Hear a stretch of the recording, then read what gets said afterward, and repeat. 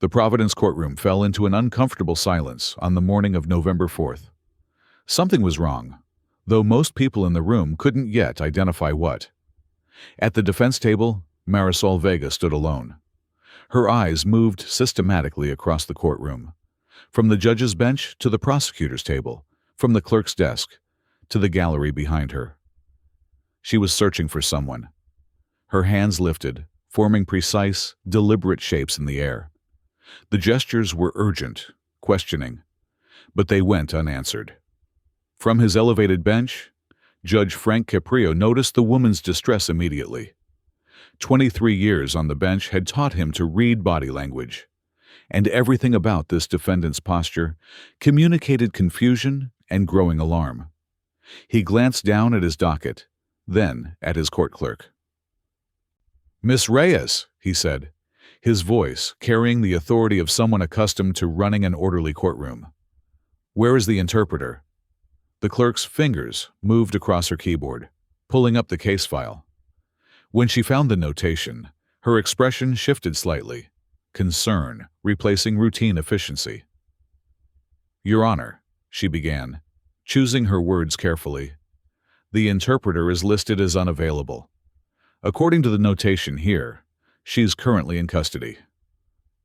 The judge set his pen down with deliberate slowness. It was the kind of gesture that signaled to everyone present that normal proceedings had just ceased. "In custody?" Caprio repeated, his tone measured, but edged with something harder beneath the surface. "The interpreter who is supposed to be in this courtroom, providing this defendant with her constitutional right to understand these proceedings, is in jail?" "Yes, Your Honor. According to the report, she was arrested last night." Judge Caprio removed his reading glasses and folded them once before placing them precisely on the bench. It was a ritual he performed when something in his courtroom demanded his complete attention. "On what charges?" Miss Reyes consulted her screen. "Obstruction of a police officer." The silence that followed was absolute. Caprio leaned forward, resting his forearms on the bench. His voice remained calm, but there was steel underneath. "Let me make sure I understand this correctly. The interpreter who was supposed to ensure this defendant could communicate with law enforcement was arrested for obstruction while attempting to ensure this defendant could communicate with law enforcement. Is that accurate?" No one in the courtroom offered an answer. At the defense table, Marisol's hands moved again, signing questions that no one present could comprehend. Her isolation was complete. A woman surrounded by people, yet unable to connect with any of them. Judge Caprio studied her for a long moment before addressing his courtroom. "Does anyone present know American Sign Language?" The question was met with silence. He turned to the prosecutor. "Does your office have an interpreter available to provide immediately?" The prosecutor, a young attorney named Marcus Chen, rose to his feet. "Not immediately, Your Honor. We could possibly arrange for someone within a few hours." "A few hours," Caprio interrupted, though his tone remained level. "We cannot proceed with this hearing until communication is equal. This isn't optional under the law. It's mandatory. Miss Reyes, I need you to pull the complete file on the interpreter's arrest. I want to know exactly why Naomi Clark is in custody and why she isn't in this courtroom." The clerk's fingers flew across her keyboard. After a moment, she began reading from the screen. "Interpreter Naomi Clark was detained at 8:47 p.m. yesterday evening, following a traffic stop involving the defendant, Miss Vega.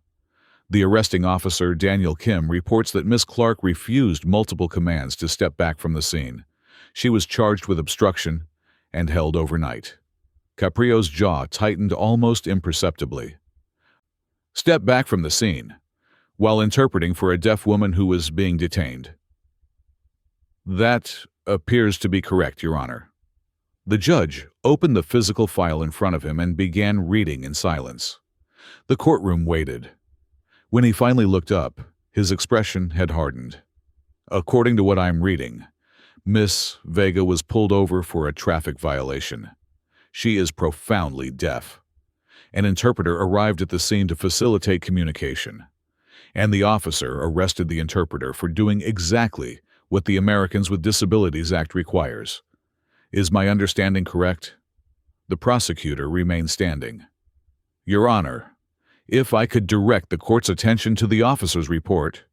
I don't need the officer's justifications right now, Mr. Chen. I need to know whether this court is about to proceed with a hearing for a woman who spent last night in custody with no ability to communicate with anyone. Caprio's voice had dropped to something quieter, which made it somehow more forceful. That's what I need to know. Caprio turned to Officer D'Angelo, his bailiff. I want Officer Kim brought to this courtroom immediately.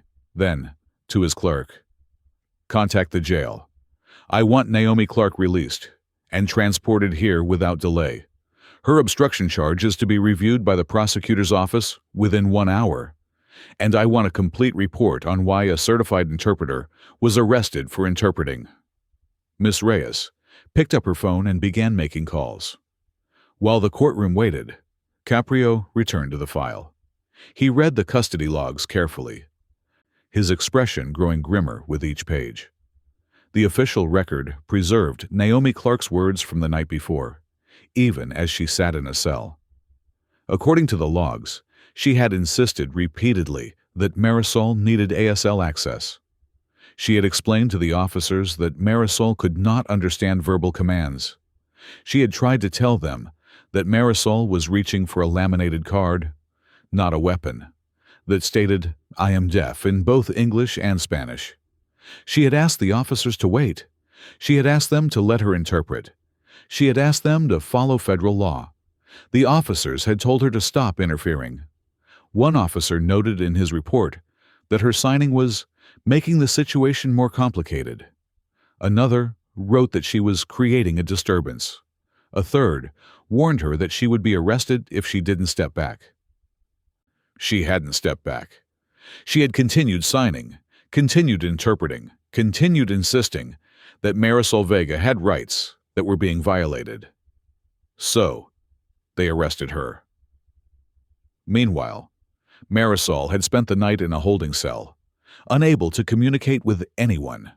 According to the jail supervisor's notes, she had signed to the walls, to the officers, to other detainees.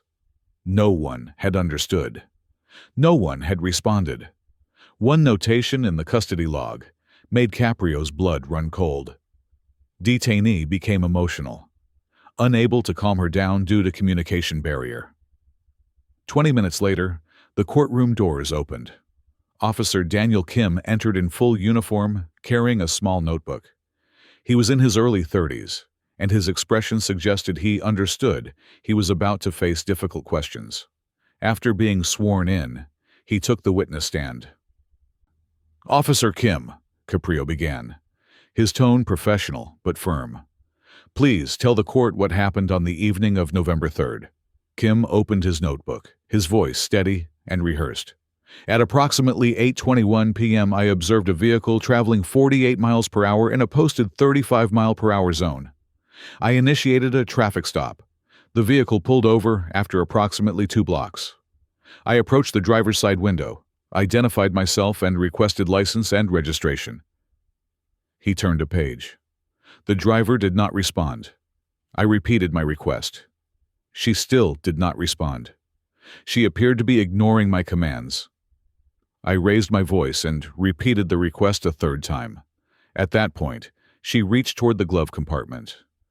Fearing she might be reaching for a weapon, I ordered her to stop and show me her hands. She did not comply. I opened the door to secure the situation. She pulled away from me. I called for backup. Caprio leaned forward slightly. Did the driver say anything to you during this interaction? No, Your Honor. She remained silent throughout. Did she make any gestures or movements with her hands? Kim hesitated for the first time. Yes, Your Honor, she was moving her hands. In what way? I'm not sure how to describe it. Hand motions, gestures. Did it occur to you, officer, that she might be using sign language? Kim's face flushed slightly. Not at the time, Your Honor. What happened next? A woman arrived at the scene. She said she was an interpreter and had been called by someone nearby. She approached the vehicle and started making similar hand motions. I instructed her to step back for officer safety. She refused. She said the driver was deaf and needed an interpreter. I explained that I needed to complete the traffic stop first. She said I couldn't question the driver without an interpreter present. She continued to interfere with my commands. I arrested her for obstruction. The courtroom was absolutely silent.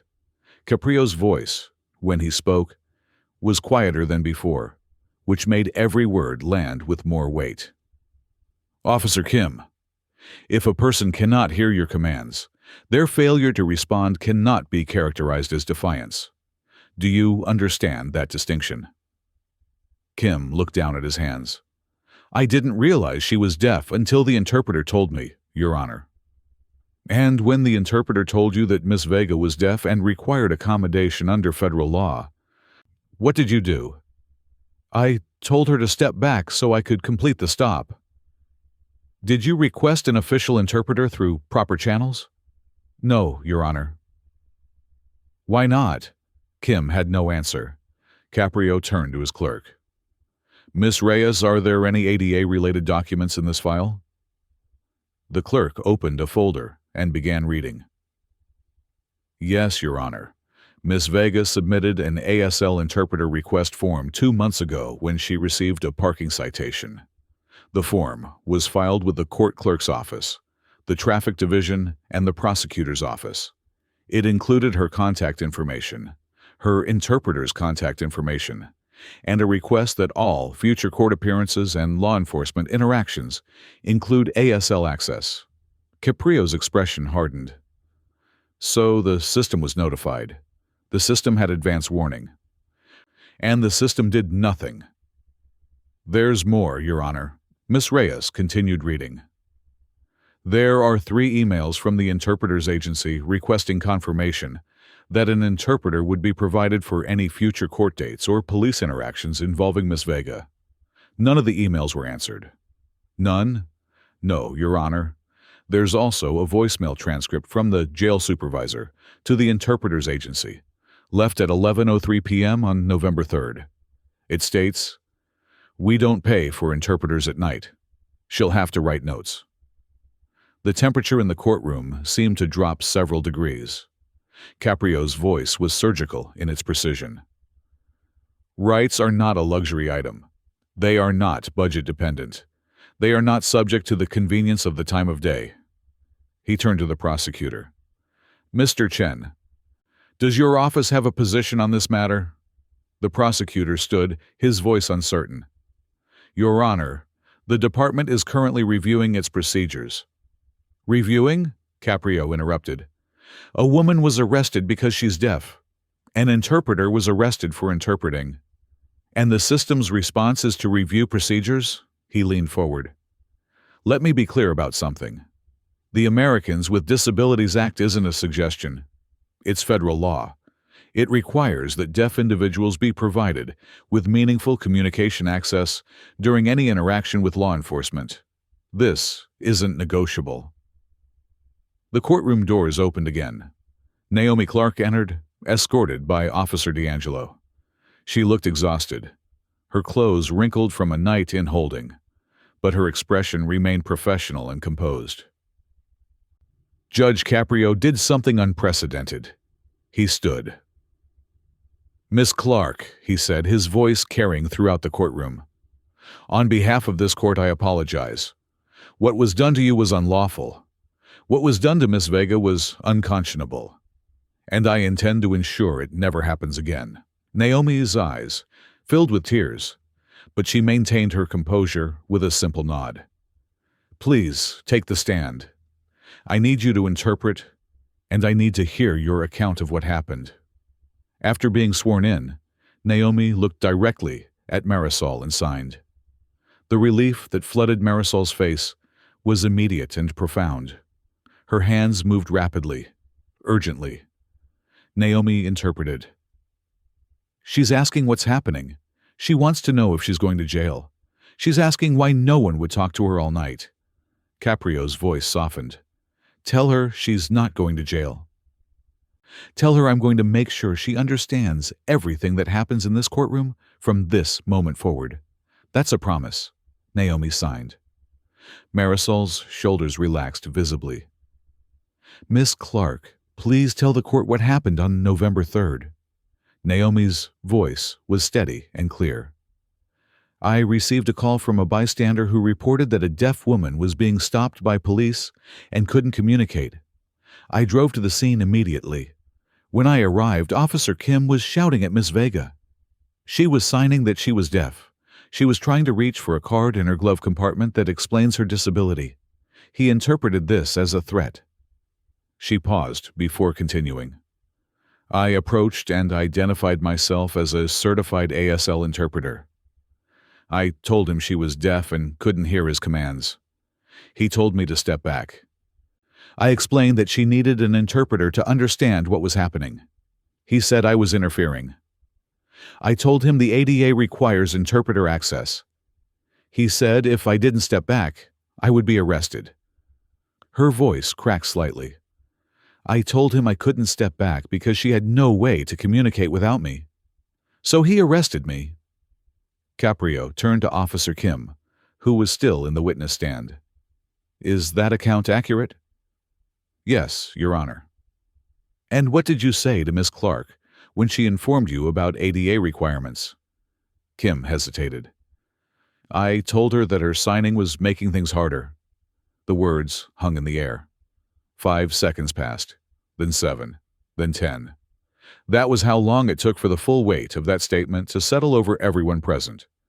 When Caprio finally spoke, his voice was quiet but absolutely clear. American Sign Language is not interference, officer. It is communication. It is language. It is, in this case, the only way this woman could understand what was happening to her. And arresting the person providing that communication is not law enforcement. It's a civil rights violation.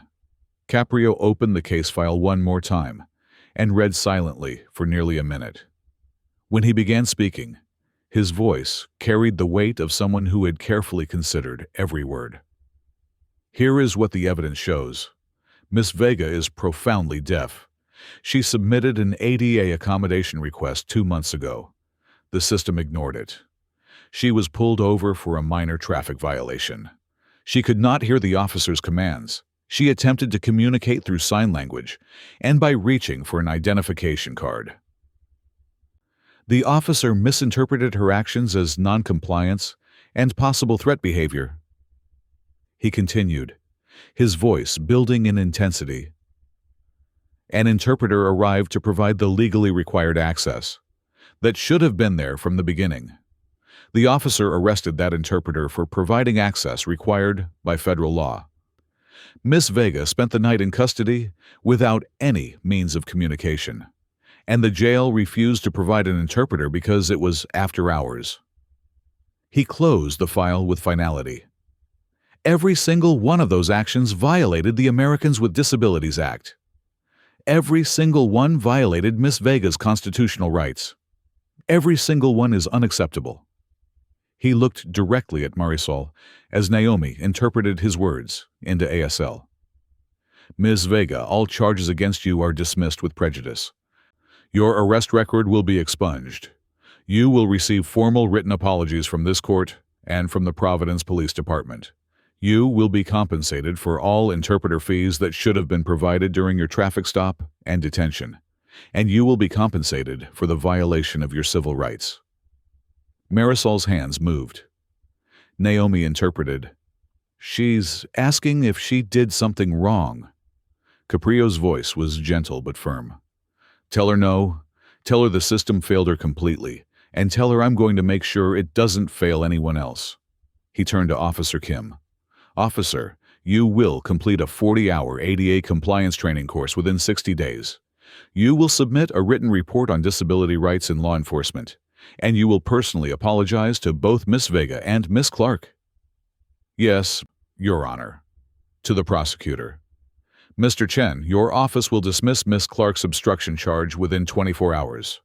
She will receive full compensation for her unlawful detention and lost wages. To his clerk, this court will implement the following policies effective immediately. First, a 24-hour ASL interpreter hotline will be established for all law enforcement interactions in this jurisdiction. Second, every officer in the Providence Police Department will complete mandatory disability awareness training within 60 days. Third, an ADA compliance officer will be appointed to ensure all detainees with disabilities receive appropriate accommodations. Fourth, any ADA request form submitted to this court will be flagged, confirmed within 48 hours, and tracked throughout all interactions with our system. He paused, letting the weight of these changes settle. Miss Reyes, prepare a comprehensive report on this case. I want it sent to the Department of Justice Civil Rights Division. I want them to know what happened here and what we're doing to correct it. Caprio turned to Naomi Clark.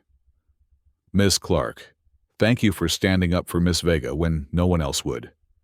You upheld the law when others ignored it. That took tremendous courage, and it cost you a night in jail. This court is grateful for what you did. Naomi signed to Marisol, who signed back, tears streaming down her face. She says thank you, Naomi interpreted, her own voice thick with emotion. She says she thought no one would listen. Caprio looked directly at Marisol. Tell her I listened. Tell her this court listened. And tell her that from this moment forward, the system will listen too. As the hearing drew to a close, Caprio raised his hand. Miss Clark, I have one more request. I'd like you to teach me 2 signs. I want to say something to Miss Vega directly. The courtroom went completely still. Naomi approached the bench and demonstrated 2 signs carefully. Caprio watched intently, practicing the movements twice before nodding. He looked at Marisol and raised his hands. Moving slowly and carefully, he signed, I'm sorry. Marisol's eyes filled with fresh tears. Caprio signed again. Thank you. Marisol signed back, placing her hand over her heart and bowing her head slightly, a gesture that needed no translation. She says, Naomi whispered, that you gave her voice back. Caprio shook his head gently. No, she always had a voice. We just weren't listening. 3 weeks after Judge Caprio's ruling, the Providence Police Department launched a comprehensive disability rights training program. Every officer completed it. Officer Daniel Kim was among the first to graduate, and his final essay was titled, The Language I Didn't Know. The 24-hour ASL interpreter hotline received 32 calls in its first month, 32 instances where people who might have been arrested for non-compliance were instead given the communication access they needed and deserved. Naomi Clark's obstruction charge was dismissed with prejudice. The city issued a formal written apology and provided full compensation for her detention and lost wages. She continued her work as a certified interpreter, now with the knowledge that at least one court would back her up. Marisol Vega's arrest record was completely expunged. She received personal apologies from both the police chief and the mayor, who thanked her for exposing critical gaps in the system. The court's ADA request forms were redesigned and made available in ASL video format, large print, braille, and 15 written languages. Every form submission now triggers automatic confirmation and a follow-up call to ensure accommodations are in place. The Department of Justice reviewed Judge Caprio's comprehensive report and used it as a model case study for ADA compliance in municipal courts nationwide. His reforms have been adopted by 17 other jurisdictions across the country. Judge Caprio keeps a handwritten note card on his desk. It reads, "Silence is not resistance. It may be a language you never learned." He looks at it every morning before court begins. And on the wall behind his bench, visible to everyone who enters the courtroom, hangs a small frame sign in American Sign Language. It says, "Justice for all."